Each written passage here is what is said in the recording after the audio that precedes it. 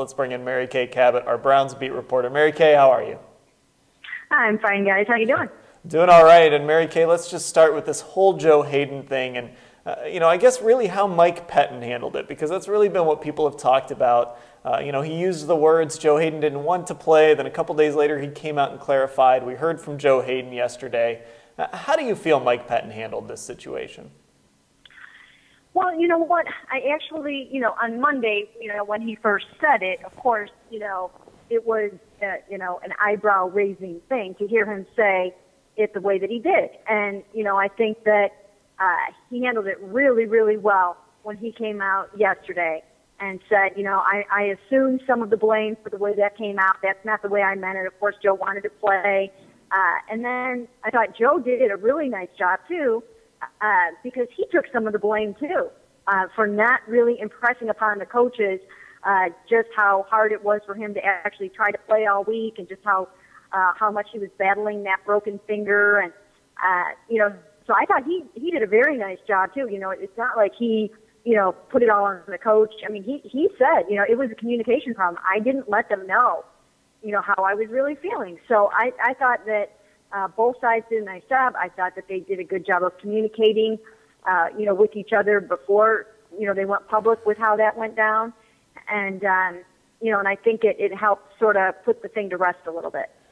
Mary Kay, could Mike Pettine's handling of players, though, come back to bite him? Just from the standpoint of, I don't want to go as far as to say that he coddles his players, but he has been very protective of guys. Dwayne Bowe, Justin Gilbert, now Joe Haden. He ran what some people phrased a country club atmosphere in training camp. Is this something that maybe when Mike Pettine at the end of this season is being evaluated by Jimmy Haslam and Ray Farmer and Alex Shiner, is this something that could bite him?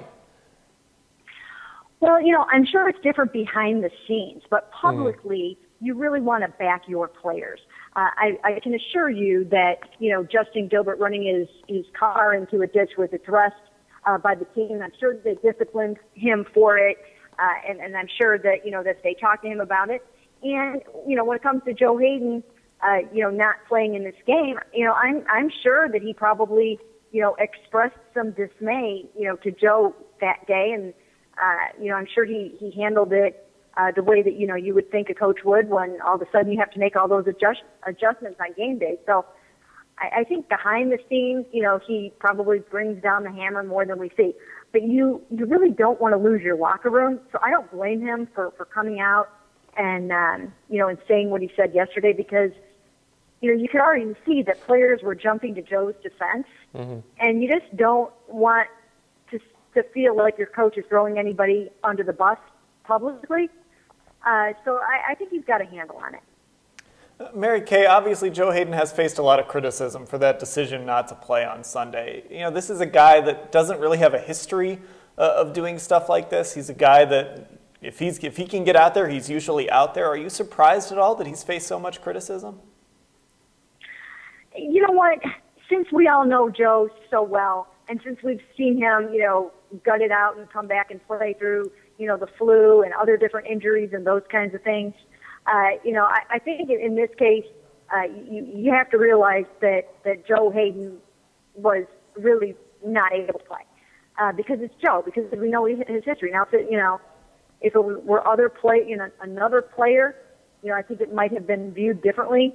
But there is no one in that locker room that would ever even question Joe Haden for not playing, and they would understand, that this was something he couldn't do. I mean, there's guys that have to have hand surgeries. Remember, Sean Jerome was out for a long time with a broken finger, broken thumb type of thing. So these things can be very serious and not to be taken lightly. And if Joe says it was that serious not to play in a game, then I think we need to believe him. Mary Kay, with that being said, do you expect Joe Haden to be out there Sunday against Baltimore, first divisional game? Yeah, I do. I do think that he'll be out there in this game. I think, especially after what happened with the grief that he took. Joe's human, and he really does, care about this team and the city, and he's passionate about what he does. And I think it was very hurtful to him that people questioned him at all. So I think even if he's not 100% ready to go, and he's not going to be 100%, the finger's still broken. But I think that he will get out there and he'll play, even if his body's telling him it might not be the 100% right thing to do. Mary Kay, of course, the domino effect put Justin Gilbert in the spotlight because he wasn't the guy, of course, that the Browns turned to on Sunday to replace Joe Haden. In fact, he was again behind Johnson Batamosi. He did have some success in the return game, but ultimately, what does it say about Gilbert that he can't even beat out a guy like Batamosi, who, it's been said multiple times, he's on this team because of special teams? Well, I think it's pretty, evident that Justin Gilbert isn't ready for a lot of defensive duty right now, and it's a sad statement on, the number 8 overall pick from 2014. And, by now he should be, ahead of Pierre Desir and Johnson Batamosi, that's for sure. If he's not that at this point, then, this is not going, in the right direction. So I would have to think that, that they're really almost coming to the conclusion that it might not work out, with him in terms of, being able to be a really super solid contributor on defense. I think you want to give him through next year before you make that ultimate determination, but it seems like it's heading that way. Are we starting to see Duke Johnson's role increase as the season goes on, Mary Kay, with what they showed last week in the loss? Is that something that we should expect to see moving forward, him being that involved in the offense? Oh, absolutely. There's no question about it. They need all the weapons that they can get, and they identify that he's one of them, especially in the passing game. They're motioning him out, splitting him out wide, getting the ball to him in different ways, and they will definitely continue to do that. Mary Kay, the word of the week for the defense at least has been close. Should we believe the Browns? Should we believe this coaching staff when they say that this defense is close?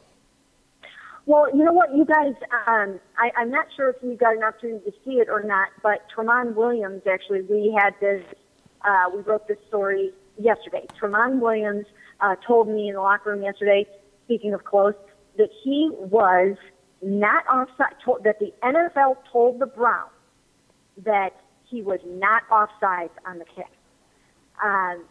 So this turned into like a, many hours long saga last night trying to sort through all of this. And, we have the story up now, and there is a little GIF in there where you can kind of decide for yourself.